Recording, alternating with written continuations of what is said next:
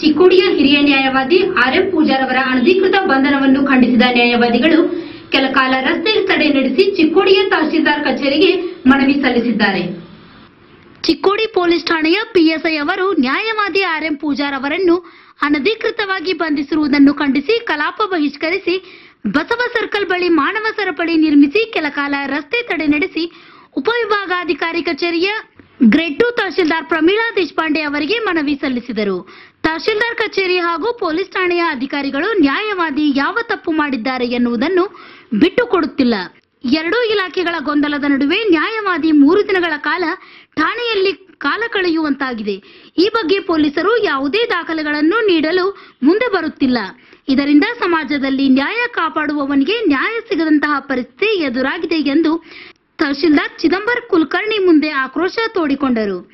ಚರ್ಚೆಯ ಸಂದರ್ಭದಲ್ಲಿ ತಹಶೀಲ್ದಾರ್ ಕುಲಕರ್ಣಿ, ನಾನು ರಜೆಯ ಮೇಲಿದ್ದಾಗ ಈ ಘಟನೆ ಸಂಭವಿಸಿದೆ. ಈ ಕುರಿತು ಕ್ರಮ ಜರುಗಿಸುವುದಾಗಿ ವಕೀಲರಿಗೆ ಭರವಸೆ ನೀಡಿದರು. ಈ ಕುರಿತು ವಕೀಲರು ಚಿಕ್ಕೋಡಿ ಸಿಪಿಐ ಅವರನ್ನು ಪ್ರಶ್ನಿಸಿದಾಗ ಪೊಲೀಸರಿಂದ ಯಾವುದೇ ತಪ್ಪು ನಡೆದಿಲ್ಲ ಎಂಬ ಸಬೂಬು ಹೇಳಲು ಮುಂದಾದರು. ಆದರೆ ಇದನ್ನೊಪ್ಪದ ಹಿರಿಯ ವಕೀಲರು ಯಾವ ನಿಯಮದ ಪ್ರಕಾರ ಕ್ರಮ ಕೈಗೊಂಡಿದ್ದೀರಿ, ದಾಖಲೆಗಳನ್ನು ಒದಗಿಸುವಂತೆ ಸಿಪಿಐ ಅವರನ್ನೇ ತರಾಟೆಗೆ ತೆಗೆದುಕೊಂಡರು. ಇದರಿಂದ ಸರ್ಕಲ್ನಲ್ಲಿ ಕೆಲಕಾಲ ಗೊಂದಲದ ವಾತಾವರಣ ನಿರ್ಮಾಣವಾಯಿತು. ಈ ಕುರಿತು ಮಾತನಾಡಿದ ಬಾರ್ ಅಸೋಸಿಯೇಷನ್ ಅಧ್ಯಕ್ಷ ಕಲ್ಮೇಶ್ವರ್ ಕಿವಡ್ ಮಾತನಾಡಿ, ನ್ಯಾಯ ಒದಗಿಸುವ ನ್ಯಾಯವಾದಿಗಳನ್ನೇ ಅನಧಿಕೃತವಾಗಿ ಬಂಧಿಸಿರುವುದು ಖಂಡನೀಯ. ಕೂಡಲೇ ನ್ಯಾಯವಾದಿ ಪೂಜಾರ್ ಅವರನ್ನು ಬಂಧಮುಕ್ತಗೊಳಿಸಬೇಕು ಹಾಗೂ ಅನಧಿಕೃತ ಬಂಧನಕ್ಕೆ ಸಹಕರಿಸಿದ ಎಲ್ಲರ ಮೇಲೂ ಕ್ರಮ ಜರುಗಿಸಬೇಕೆಂದು ಒತ್ತಾಯಿಸಿದರು. ಚಿಕ್ಕೋಡಿ ನ್ಯಾಯವಾದಿಗಳ ಸಂಘ ಇವತ್ತು ನಮ್ಮ ಚಿಕ್ಕೋಡಿ ಸಂಘದ ಹಿರಿಯ ಸದಸ್ಯರಾದ ಆರ್.ಎಂ. ಪೂಜಾರಿ ಅವರೊಂದು ಅನಧಿಕೃತವಾಗಿ ಅಂದ್ರೆ ಒಂದು ಬೇಕಾಯ್ದೆಶೀರವಾಗಿ ಅವ್ರನ್ನ ಅರೆಸ್ಟ್ ಮಾಡಿ ಯಾವುದೇ ಕಾರಣ ಯಾವುದೇ ಕೇಸ್ ಇಲ್ಲದ ಅವ್ರನ್ನ ಸುಮ್ಮ ಅರೆಸ್ಟ್ ಮಾಡಿ 3 ದಿವಸ ಕಾಲ ಅವ್ರನ್ನೊಂದು ಕಸ್ಟಡಿ ಇಟ್ಟರು.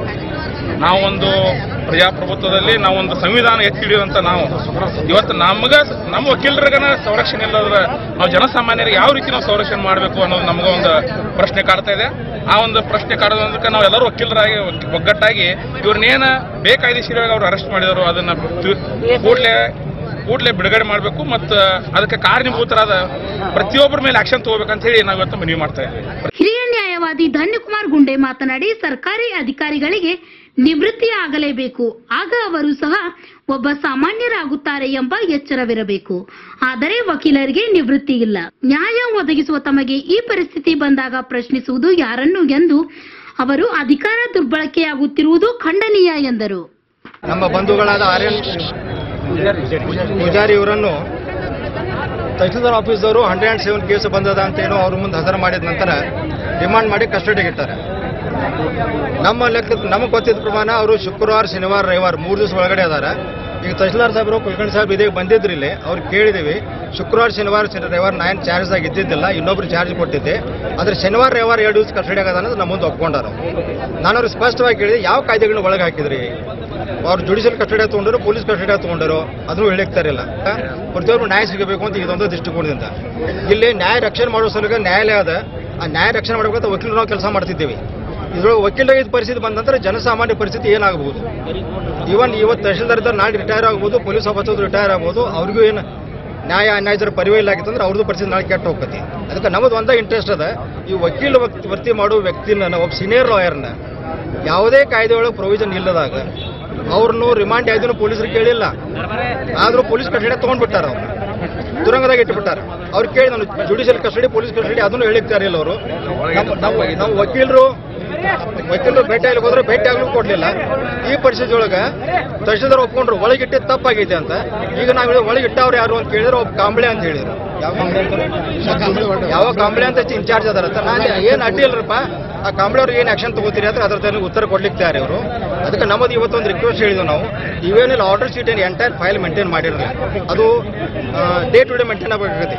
ಅದು ಆರ್ಡರ್ ಶೀಟ್ ನಮಗೆ ಕಾಪಿ ಕೊಡ್ರಿ ರೋಜನಾಮದ್ದು, ನಾವು ಕಾಯ್ದೆ ನೋಡಿ ಆಕ್ಷನ್ ತಗೋತೀವಿ. ಇನ್ನೂ ಅವ್ರು ಕಾಪಿ ಕೊಡ್ತಾ ಇಲ್ಲ. ಈ ಪ್ರಕಾರ ಅಸಹಕಾರ ಕೊಟ್ರಂದ್ರೆ ಅವರು they are misusing their own power. ಇದು ಹಿಟ್ಲರ್ಶಾಹಿ ಆಗಿಬಿಡ್ತದು. ಆ ಹಿಟ್ಲರ್ಶಾಹಿ ಆತಂದ್ರೆ ಯಾರೂ ಸಹನ್ ಮಾಡೋದು ಸಾಧ್ಯ ಇಲ್ಲ. ಆ ದೃಷ್ಟಿಗೊಂದು ಎಲ್ಲ ಜನದ ಪರವಾಗಿ, not for the interest of the lawyers, ಎಲ್ಲ ಜನರದ ಪ್ರತಿನಿಧಿ ಅಂತ ಎಲ್ಲ ವಕೀಲರು ಇವತ್ತು ಒಕ್ಕಟ್ಟಾಗಿ ಅದನ್ನು ವಿರೋಧ ಮಾಡ್ತಾ ಇದ್ದೀವಿ. ತಮ್ಮದು ಎಲ್ಲರ ಸಹಕಾರ ಇದ್ರೊಳಗೆ ಇರಬೇಕು. ಮತ್ತು ಈ ಇದ್ರೊಳಗೆ ಅಸಿಸ್ಟೆಂಟ್ ಕಮಿಷನರು ಅವ್ರನ್ನ ಏನು ಆಕ್ಷನ್ ತಗೋತಾರೆ ಅಂತ ಇಮಿಡಿಯೇಟ್ ನಮ್ಗೆ ತಿಳಿಸ್ಬೇಕಂತ ನಮ್ಮದೊಂದು ಇಚ್ಛೆ.